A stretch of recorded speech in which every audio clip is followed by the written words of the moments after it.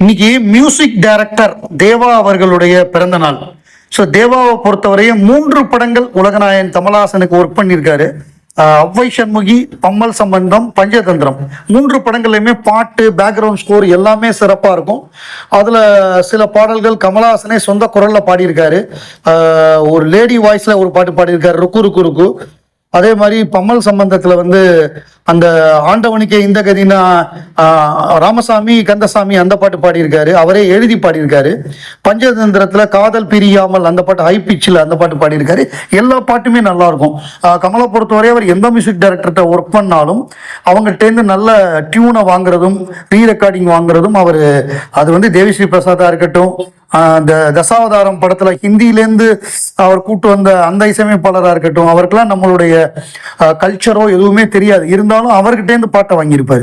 So அதெல்லாம் வந்து கமலுக்கே உரிய ப்ளஸ் பாயிண்ட்டு. யார்கிட்ட எதை எப்படி வாங்கணும்னு அவருக்கு தெரியும்.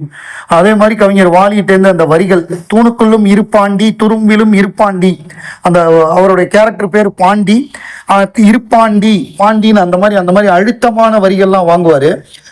தேவாவை பொறுத்தவரைய அவர் ஒரு சம்பவத்தை வந்து சொன்னார். அதாவது எப்படின்னா, தேவா வந்து கமலுக்கெல்லாம் வந்து நாடகம் போடுற காலங்கள் அந்த 60 70கள் அந்த காலகட்டத்திலேருந்தே பழக்கம்.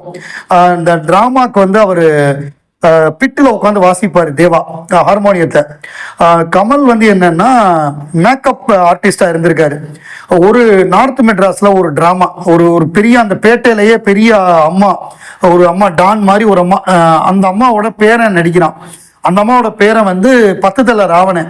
அந்த 10 தலை ராவணனுக்கு ஒரு தலை அவன் தலை, மீதியெல்லாம் அந்த டின்னெல்லாம் வச்சு கட்டி அந்த மாதிரி 10 ராவணனா கொண்டு வந்திருக்காங்க. அந்த கைத்தை கட்டி தானே இது பண்ணணும். அந்த கட்டுறப்ப கழுத்து இறுகி அந்த பையனுக்கு ஏதோ ஆச்சுன்னு சொல்லி என் பேரனுக்கு என்ன ஆச்சுரா, எவன்டா அவன் மேக்கப் போட்டான் அட்றான உடனே கமல் அங்கேருந்து தப்பிச்சு ஓடி, அப்புறம் தேவாலாம் தப்பிச்சு ஓடி ஒரு வழியா சேர்ந்துருக்காங்க. அப்புறம் அந்த பையனுக்கு ஒன்றும் பிரச்சனை இல்லாமல் அந்த கைத்தை வந்து காப்பாற்றி விட்டாங்க, அந்த டின்னு 10 தலைக்கு கட்டுறதுனால.